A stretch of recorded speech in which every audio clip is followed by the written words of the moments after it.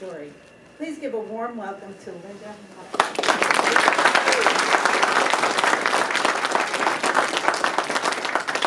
Well, it's, I see familiar faces and I see a lot of new faces. And so I'm going to kind of go off notes, but no doubt all of you had some story that attracted you, or some reason that attracted you to Bayview. For me, it was sailing, finding a place not too far from Pullman where I could come to a lake on weekends and summers that was not crowded like Lake Coeur d'Alene, that was not so far as Priest Lake. And when I discovered Bayview, I go, oh, this is it. And I bought my first sailboat from Gary, a 20-foot Ranger, 20-foot boat. And that was when Gary was first getting into selling sailboats on the lake. There hadn't been sailboats. People had said that Ponderay is too dangerous for sailing. Well, now, that is one of the major attractions of the lake. And I love my little 20-footer and did a lot of racing over the years. Well, I was coming down just on weekends for the Sunday race, and then using it in the summer times for the summer series.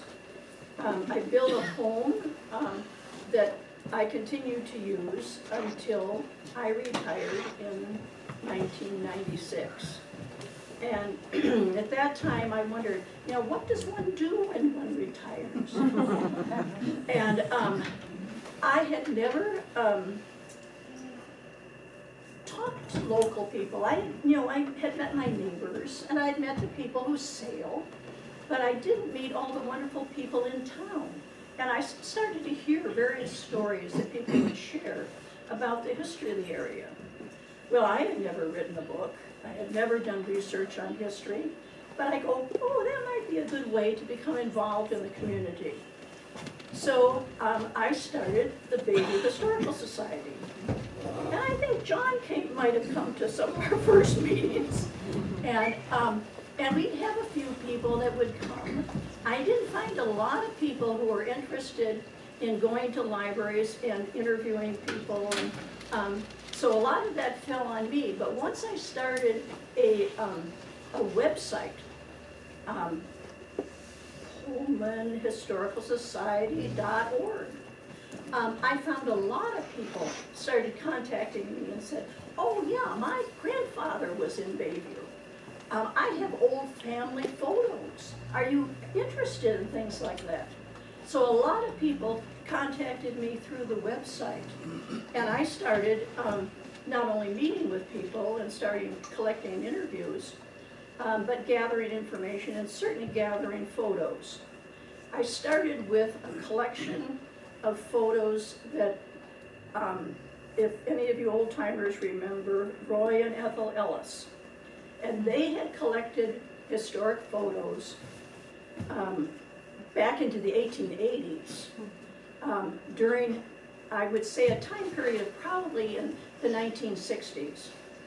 And Roy would run off those photos in a dark room in his basement, I guess. And Ethel would put together a listing of the what the photos showed. And you could call them up and say, I want photo so-and-so and so-and-so. And they would make a collection for you. So I had a collection of photos. And so we started out with that collection of photos and made a CD. And then some people said, well, Linda, I don't know how to run a CD. And we put it together in a book. Okay. So we put a book together.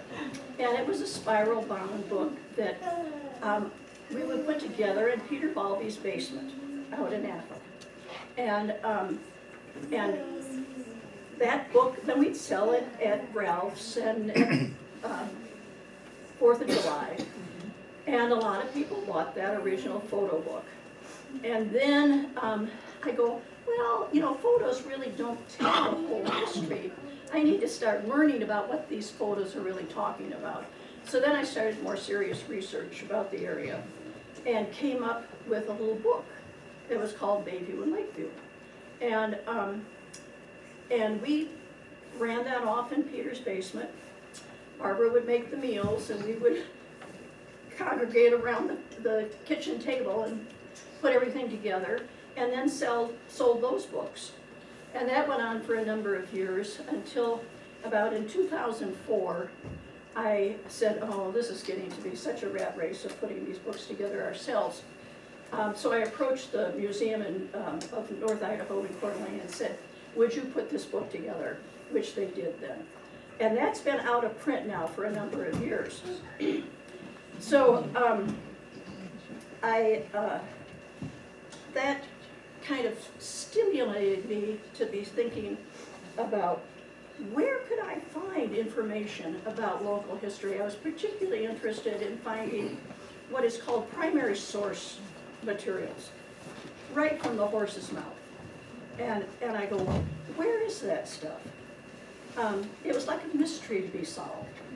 And I go, man, I was became interested in the first steamboat on the lake. That was the Mary Moody. It was on the lake in the 1860s. And I go, where would there be, people had written about the Mary Moody, but it was little cursory information. And I go, where would information be logically collected if there was anything about the 1860 era? So that took me to Portland. And in Portland, after some visits, I found a collection of journals written by a man named Seth Pope, who was here at the lake for 4 years in the 1860s, starting in 1866. And he wrote daily in a journal what was going on at Ponderay City.